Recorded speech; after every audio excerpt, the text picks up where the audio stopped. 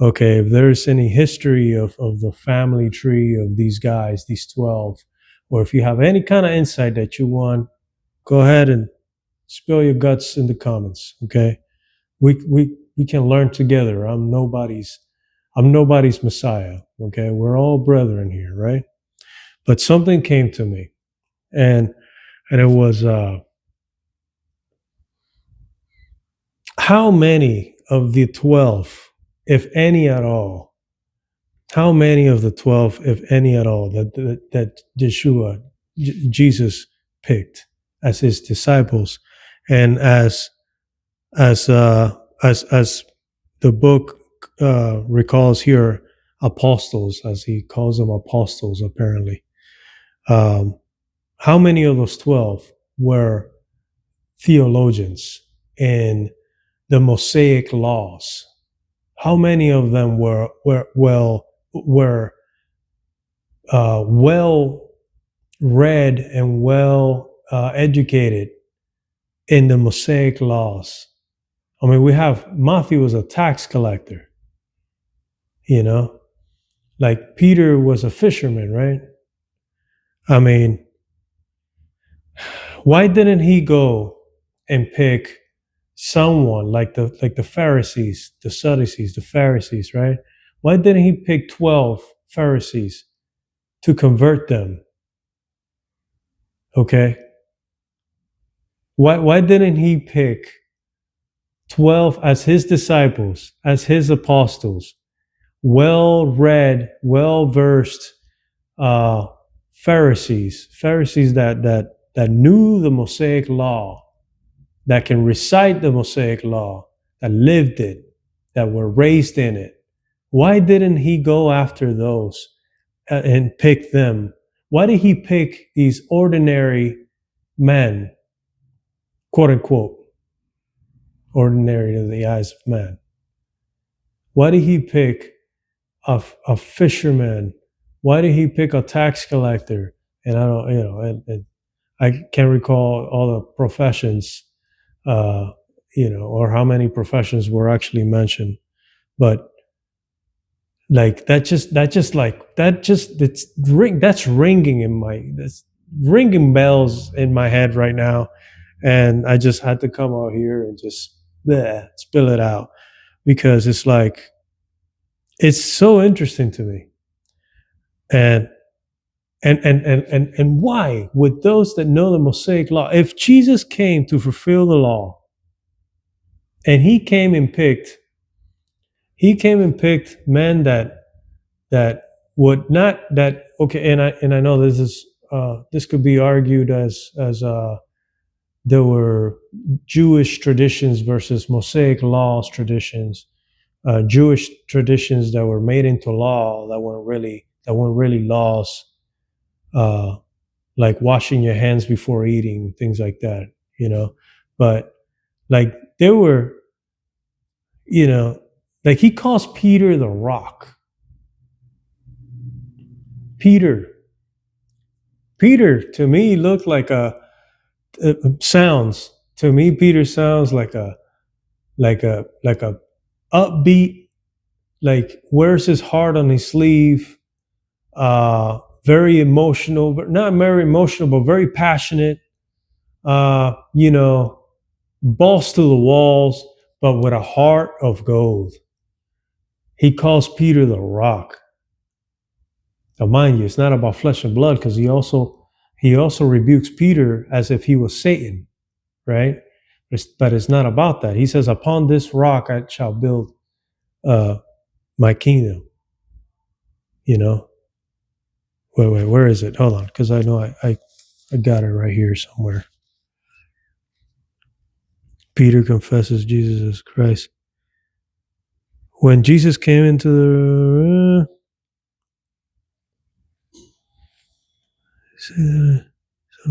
okay, when Jesus came into the region of, here goes more words.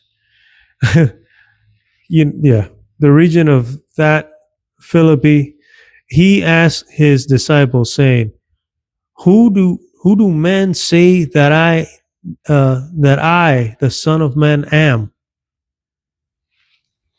So they said, some say John the Baptist, some Elijah, and others Jeremiah or one of the prophets.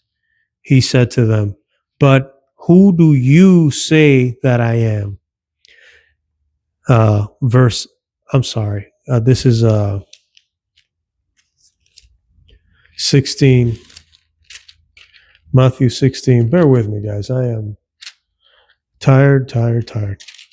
Matthew 16, starting from verse 13. Okay. And we're okay. So 16:13. When Jesus came into the region of Caesarea Philippi, he asked his disciples, saying, who do men say that I, the Son of Man, am? So they said, some say John the Baptist, some Elijah, and others Jeremiah or one of the prophets. He said to them, but who do you say that I am?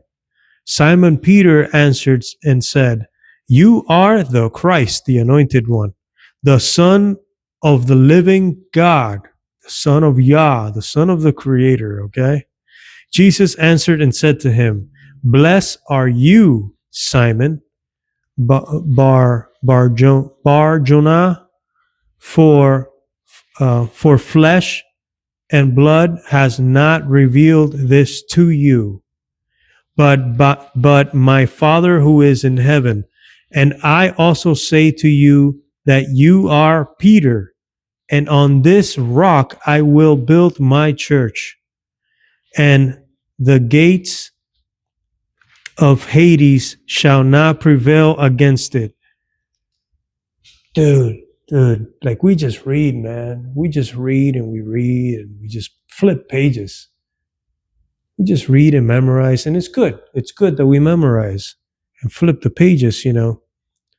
It's good. But like this pops at me so hard. He picked, to the eyes of man, ordinary, just ordinary man. He calls Peter, good old Peter, calls him the rock. Peter loved Jesus. And I can't remember where the other verses are where Peter is like basically telling Jesus where he gets rebuked, basically. But Peter meant it from a good place. When he got rebuked by Jesus, he meant it from a good place, because he loved Jesus deeply. Peter really loved Jesus deeply.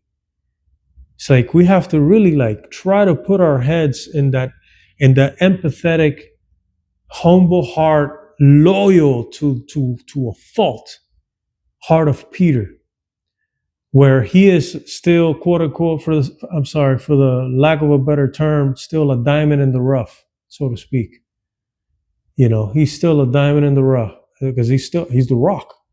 Jesus called him the rock. Upon this rock, I will build my church. The church, the temple of the Holy Spirit. Let the children come to me. Humble heart. Click, click, click, click, click, click, click.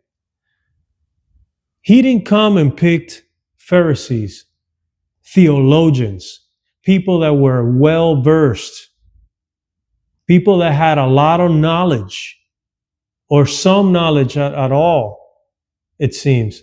He didn't come and pick Pharisees as his 12 disciples to come and fulfill the law.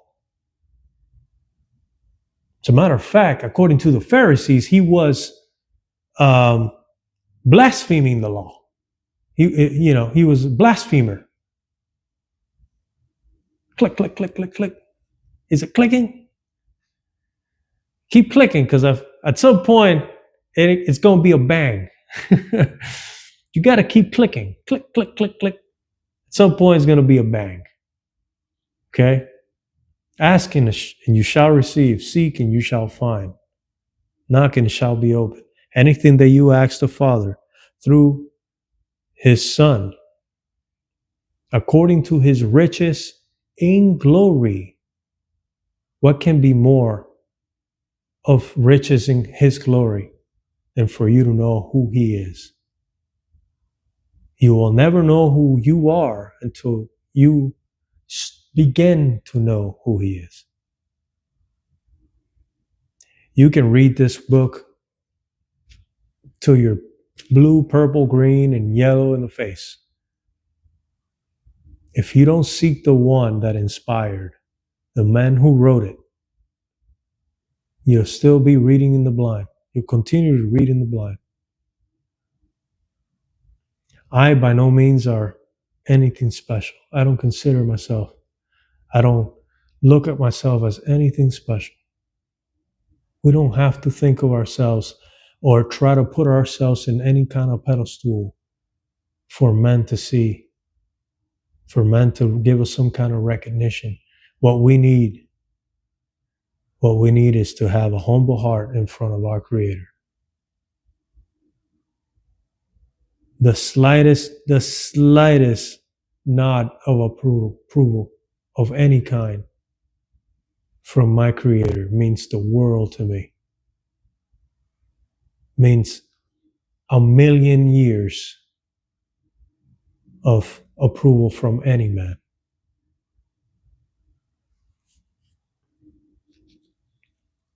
If it mattered for you to be a theologian, if that's the knowledge that we perish,